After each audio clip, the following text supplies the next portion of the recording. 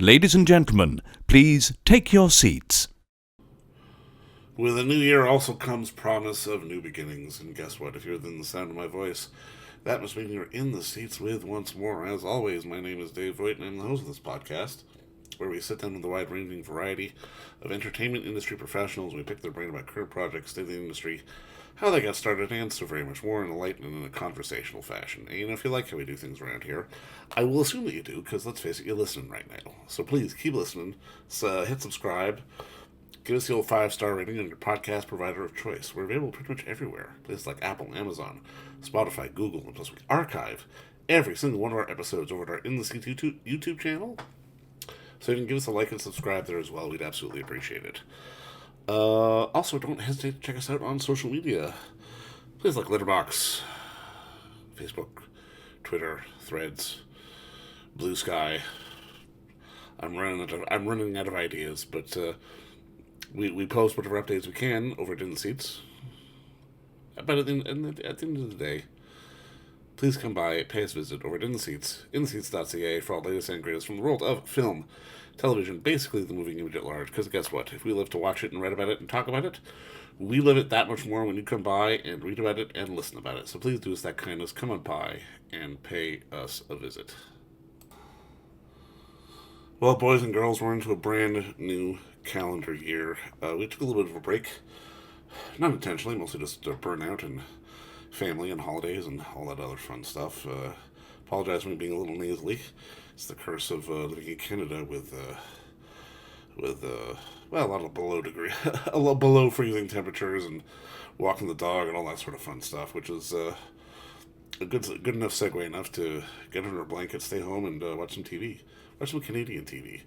Because out now, and on CBC and on CBC Gem, brand new crime procedural, which I got a kick out of. It's called Saint-Pierre, starring the one and only Allan Hawco and Josephine Jobert, who you may know from shows like Death in Paradise and things of that nature. But it's a story of a Newfoundland cop who is exiled to the French Island of Saint-Pierre, which is not all that far away from us. But I mean, again, there's this little French territory, basically in our backyard. It's a real fascinating place, but. He's exiled there where he teams up with a headstrong deputy to solve baffling crimes that push beyond the idyllic locale's gentle facade. It is a real sort of classic British European crime procedural in the truest sense of the word. It hits all the right beats. It's really well done, and it allows us to suspend our disbelief to sort of enjoy these horrible crimes that happen in these small towns. And in advance of the show releasing, there's going to be a new episode every week, I believe every Monday, on CBC and then CBC Gem. We had the chance to talk with the stars of the show, Allan Hawco and Josephine Jobert, about getting into the world of Saint-Pierre and sort of jumping into the long weathered realm of the crime procedural, which this is going to be a real good entry for that. Well, people are going to eat this up. They're going to love it, and I think you will too. But if you want to check out the show, like I said, it's on CBC and on CBC Gem. It's called Saint-Pierre. But first, enjoy our talk with Allan Hawco and Josephine Jobert, because between you and me, it's a pretty darn good one. And I apologize for me being a little nasally. Like I said, cost of doing business in Canada. But enjoy our talk, and more importantly, enjoy the show. But I mean, obviously, first off, both of you, just congratulations on the show, man. I absolutely loved it, and just thank you both for the time today. Thank you. That's very kind. Now, I mean, Allan, I guess my first question is for you. Like, walk me through the origin of wanting to go to this island and solve crime. That's kind of actually how. I've always been a huge fan of the procedural structure, the genre of detective series since I was a little kid. Always been interested in playing, and I never have really ever played a full like inspector or investigator. You've always been kind of adjacent, yeah, but never really, yeah. Yeah, I played a sheriff in a feature, and I've played, I've done it, but I've never really got to really invest in what it is to be a person who's a really structured a devout investigator. Like, I've played piratey type detectives and stuff, Right. like, but roguish, whatever. But so that part of it was appealing to me as an actor, and then as a writer, I really enjoy the structure of a procedural series. I really like the box that you're presented with, staying within that box so you can explode outside of it, and then it becomes about what that show is and what the heart of that show is and who it is, who's in it, like what characters have to live in there. Why are you telling the story? What is it that is coming from you and your heart? And then you collaborate with other people, like Robina, Lord Stafford. You know, I pitched her the concept of the show very soon after I had the idea. She loved it. She also has the same taste, the same interest in that kind of structure, and the same obsession with detective series, particularly from the British side of things, like the BritBox and the BBC dramas like that. I was obsessed with as a young person, like Prime Suspect, for example, was one of my favorite shows. And also as a Newfoundlander, there's a connection to that. Yeah. And then it all kind of came together really by being back over there in Saint-Pierre, Miquelon, again for after 22 years or 20 years. And just there's something in the air.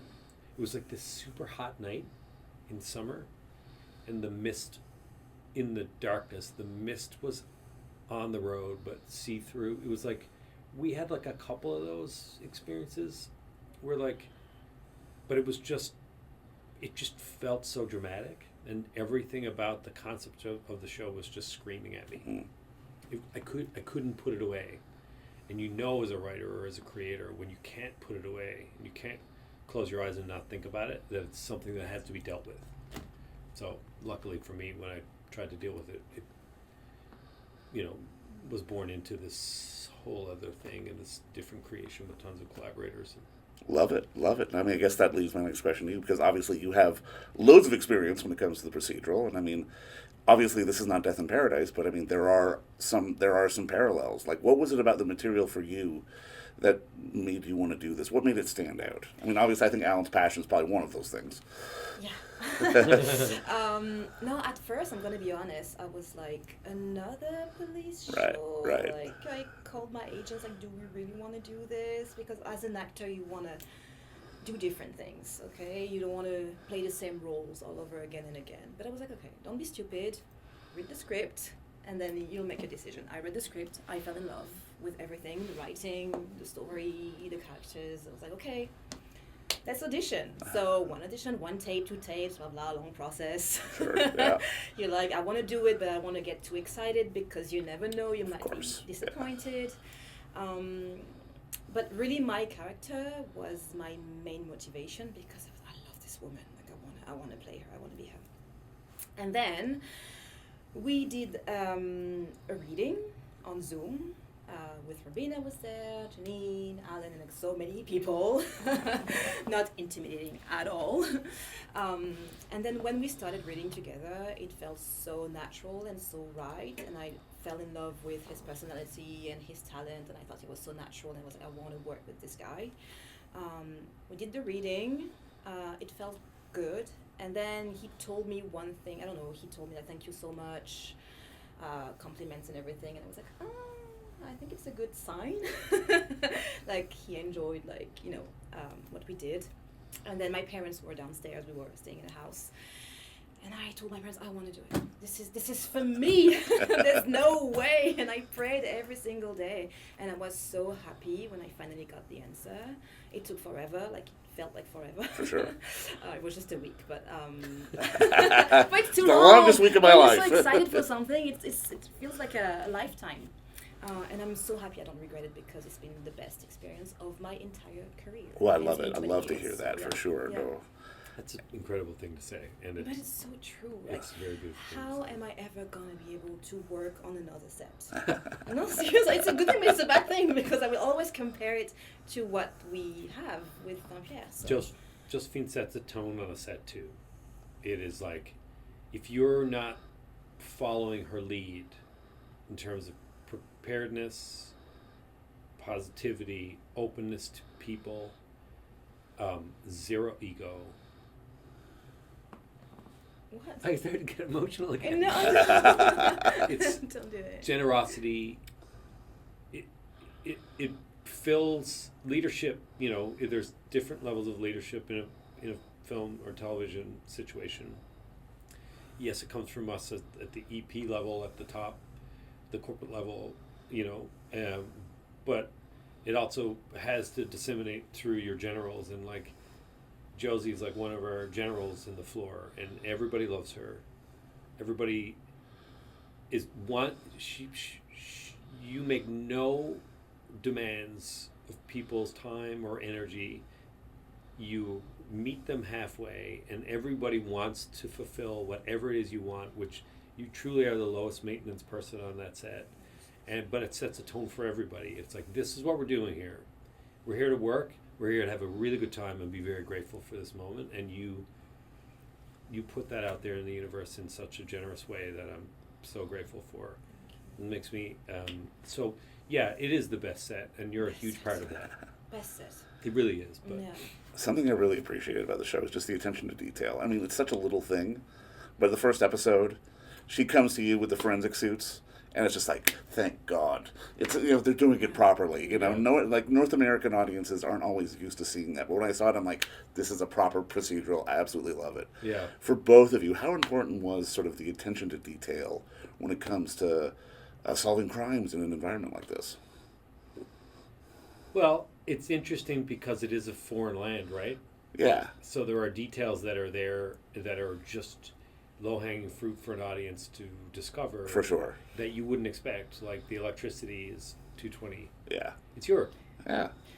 It's European currency. It is European rules, European laws, European. So it's fun to be able to lean into that. And then also there's the fictional world of Saint-Pierre, which is our show. This police force in real life doesn't exist. Their structure, their protocol doesn't exist. We were allowed to invent that because the gendarmes are there. But the trick with the gendarmes is that they're all from mainland France. Yeah. So no local police work in Saint-Pierre, at least to my knowledge. So, and there's a 3-year term. And for a television series, that could be interesting. But what I thought was more interesting is the idea, because I think that protocol's in place because of the opportunity that Saint-Pierre and Miquelon, there's a massive amount of opportunity for a lot of skullduggery because you are in the EU when you're there. Right. So that means you're a gateway to the rest of the world from North America. Yeah. And a not very observed border, one could say. Yeah. In real life, it is. They're actually insanely diligent about it. That's why I think the gendarmes are only allowed there for 3 years. There's also a huge waiting list of people from France who want to work there because it's such a really unique place to live and life is wonderful there. But I imagine in my writer brain that that's a safeguard against someone creating a fiefdom for themselves, which is what James Purefoy's character's MO is. Yeah, totally. The Swearingen of that town, Yeah. to make a Deadwood reference. So, like, that is why we created a fictional police force, because then locals are involved, and then there's opportunity for corruption that doesn't really exist. Yeah. And then that creates conflict, creates drama, and creates opportunities. So those details, we're allowed to sort of manufacture them as we see fit based on the rules that we see that this police force works within their own rule of law, within the confines of what we've decided exists in this territory, which is fun because it allows you as a writer to be able to explore. You don't have to pen yourself in, and you see opportunity of how you can make it more interesting. And Well, I want to dovetail off that because there's something I'm dying to ask both of you. Obviously, when we see crime in New York or LA, it's like, oh, okay, I get that.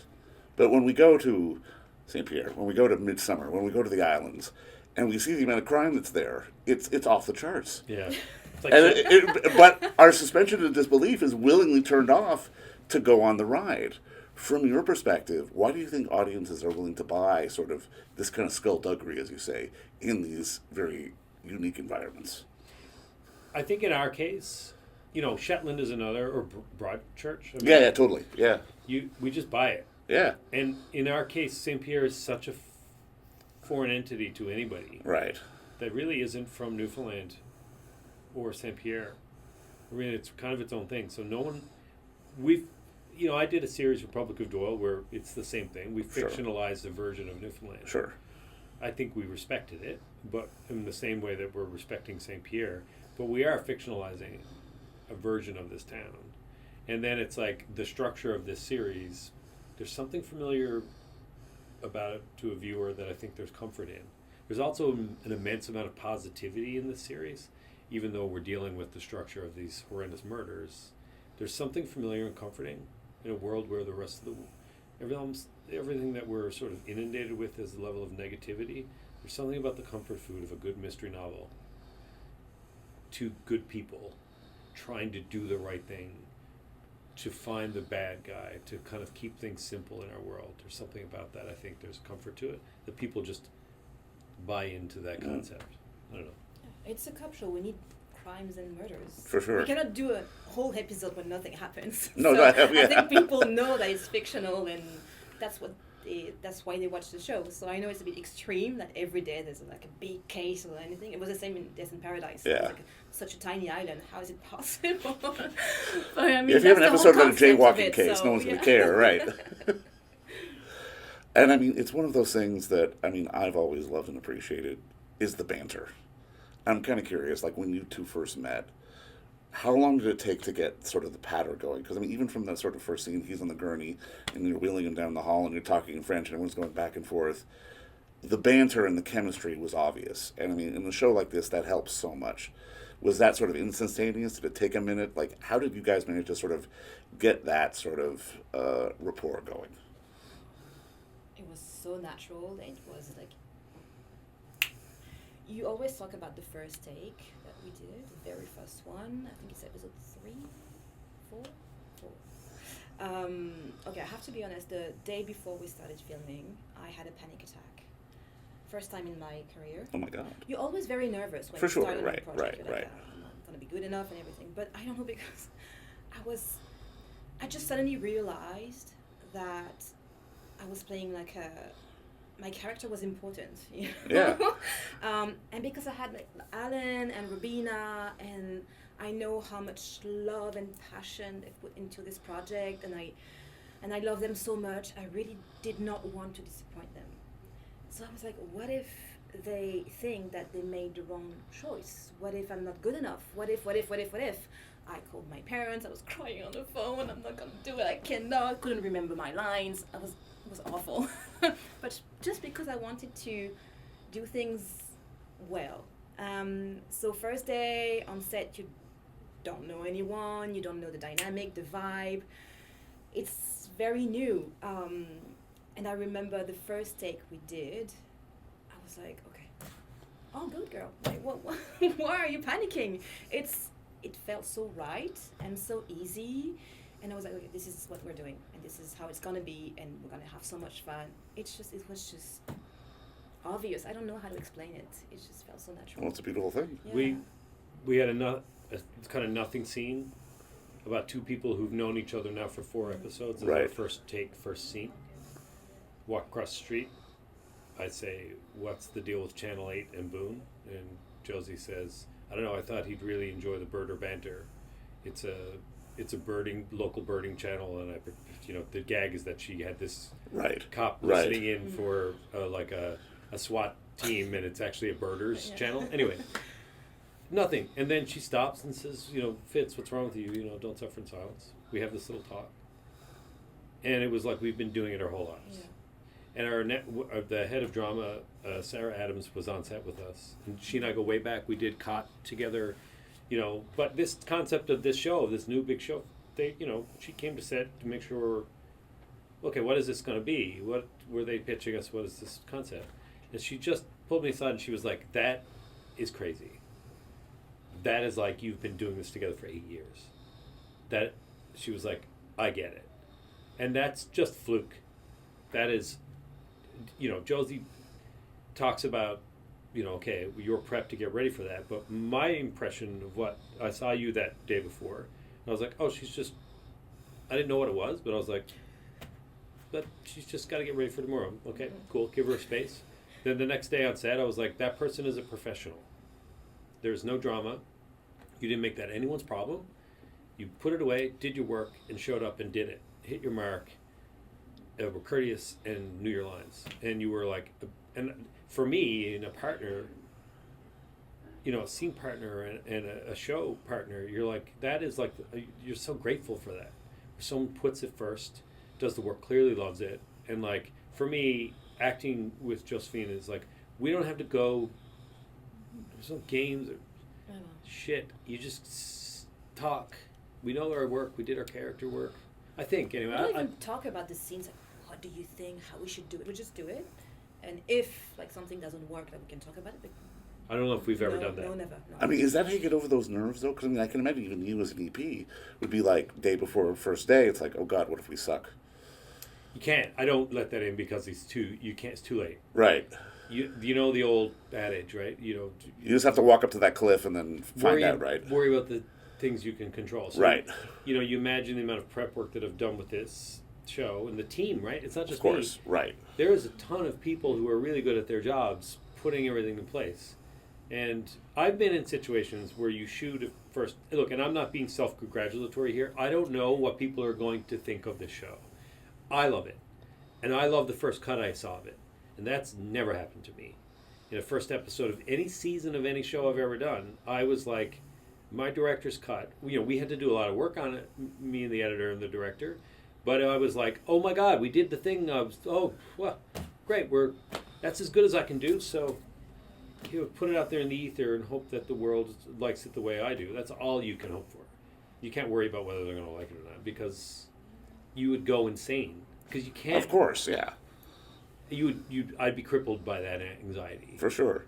So you gotta and as an actor on another show, any other show I do, that's not my show, I've gotten to that place in my career where I am like, I don't care if there's a room full of people watching this and judging me and what I'm doing. Like, fuck them. I can't. I'm gonna do my best. Fuck it. Yeah. I cannot do something for them. I can only do my job. Yeah. If they don't like that thing that I'm doing, fire me. That's too bad. I mean, that's never happened to me, but But I mean, honestly, guys, you've done your job because this plays so perfectly to those classic beats of Death in Paradise, of Midsummer, it's like the procedural fan is going to eat this up with a spoon and want more and more and more. It is such a fantastic piece of work. Honestly, guys, that means a lot. Congrats on the work, seriously. Thank you for saying that. You're very welcome. Thank you for a lovely Thank conversation. you. Yeah, thank you both for the time. Thank you. Yeah. And don't forget to visit our friends over at Bay Street Video for all your DVD, Blu-ray rental, or purchasing needs this summer, as they are still open for curbside and some mailing delivery as well. Over at 1172 Bay Street, Toronto, Ontario, Canada, you can give them a call at 416-964-9088. That's 416-964-9088. Or send them an email at baystreetvideoto@gmail.com for any of your DVD and Blu-ray needs.